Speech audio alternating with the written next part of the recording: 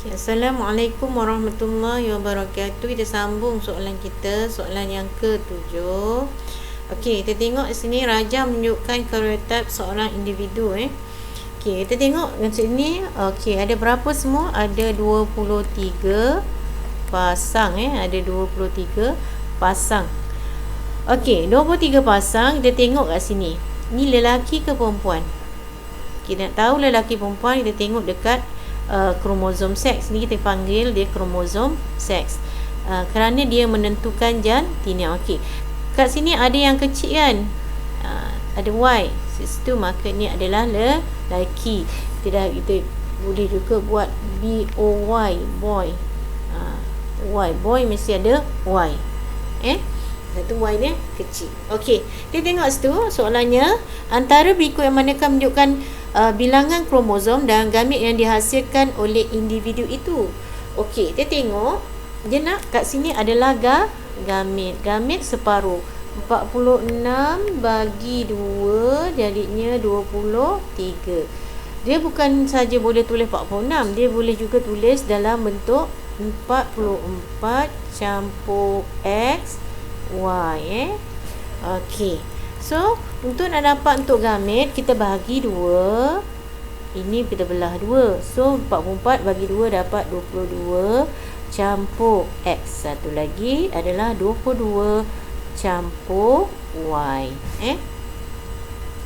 Okey, so dia cakap manakah menunjukkan bilangan gamet?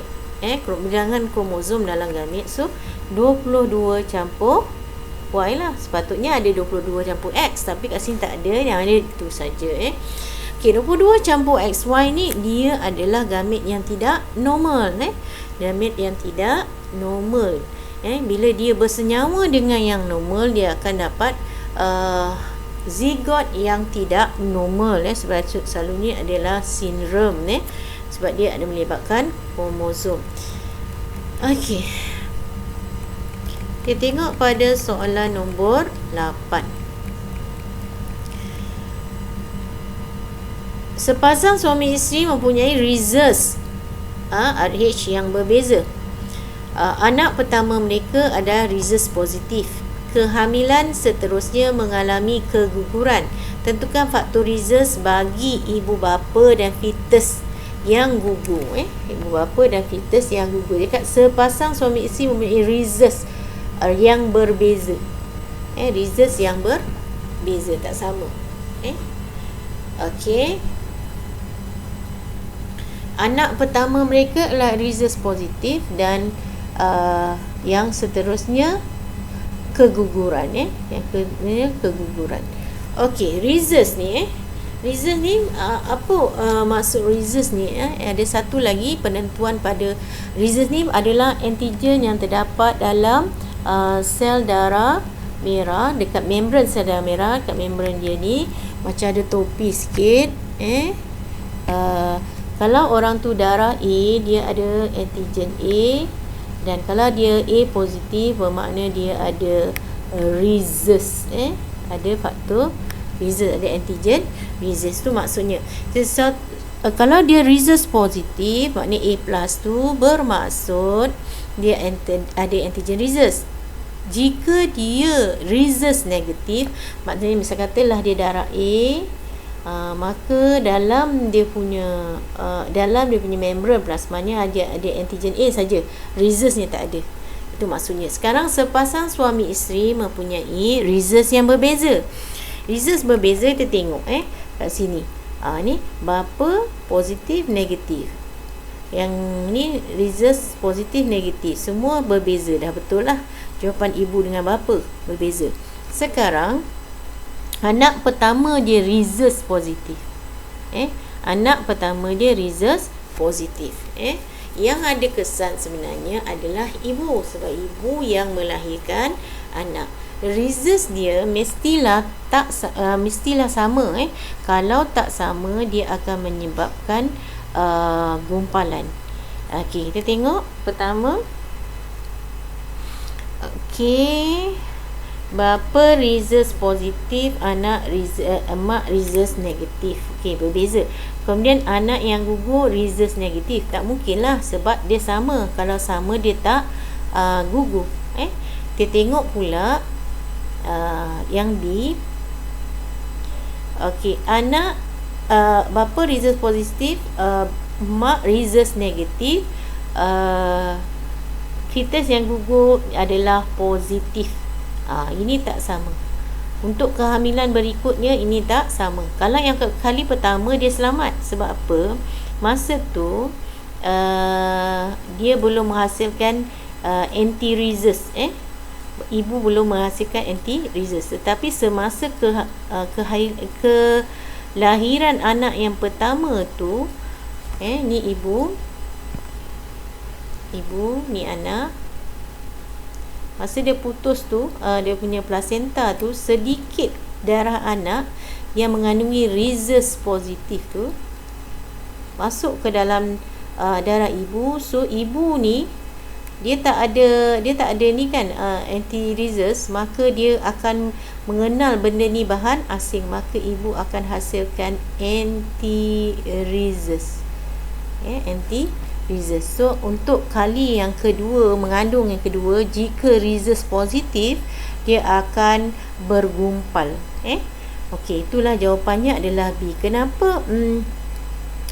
Kalau rhesus positif, dia tidak ada masalah. Rhesus, kalau ibu rhesus positif tak ada masalah. Yang ada masalah jika ibunya rhesus negatif. Bila ibu rhesus negatif, anak rhesus positif, memang ada masalah. Okey, tu dia jawapannya. Kita tengok kepada soalan nombor 9. Okey. Maklumat berikut mengenai alil yang punya oleh sepasang suami isteri. Alil penglihatan normal. So, kat sini dia, oleh kerana dia pakai huruf H, cikgu tulis H besar N. Tak sama B.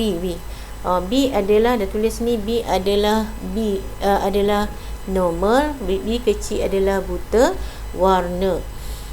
Okey. Antara berikut yang manakah menghasilkan semua anak lelakinya buta warna? Semua anak lelakinya buta warna. Okey, kita tengok kahwinkan dulu. Kita kahwinkan dulu. Seperti mana, macam mana nak kahwinkan? Caranya sama, iaitu pakai 1, 2, 3, 4. Okey, pakai 1, 2, 3, 4. Kita kena ambil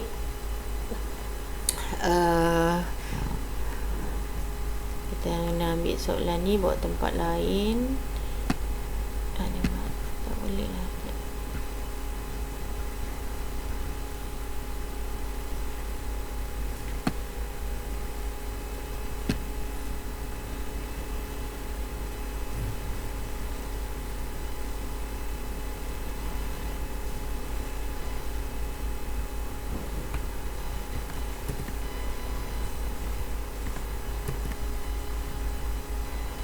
Tak boleh.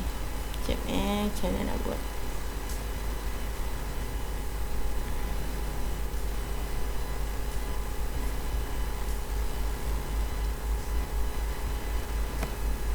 Okey, tak apalah, kita counting je kat sini. So 1, 3 untuk A. Untuk A 1, 3 lah X B besar, X B kecil, 1, 4 X B besar. Salah.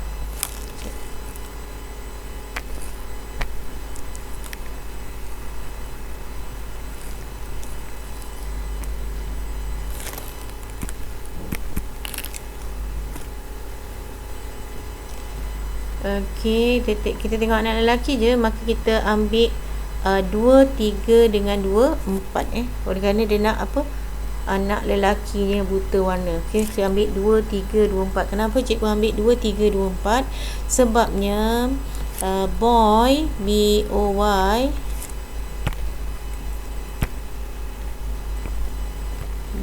B-O-Y, Y ni maknanya Okey, so kita ambil 2, 3, 2, 4. So A 2, 3, 2, 4 ialah XB